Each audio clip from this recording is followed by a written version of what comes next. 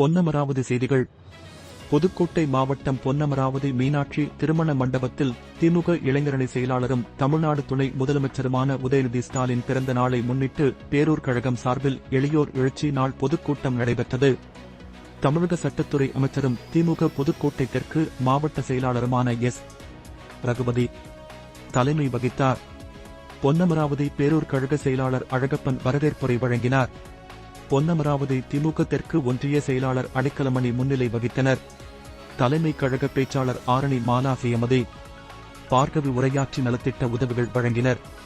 இந்நிகழ்வில் தலைமை செயற்குழு உறுப்பினர் ஜெயராமன், வடக்கு ஒன்றிய செயலாளர் அடோட் முத்து, ஒன்றிய பெருந்தலைவர் சுதா அடைக்கலமணி, பேரூராட்சி தலைவர் சுந்தரி அழகப்பன், பேரூராட்சி துணைத் தலைவர் வெங்கடேசன் மற்றும் மாவட்ட ஒன்றிய பேரூர் கழக நிர்வாகிகள் கலந்து கொண்டனர்.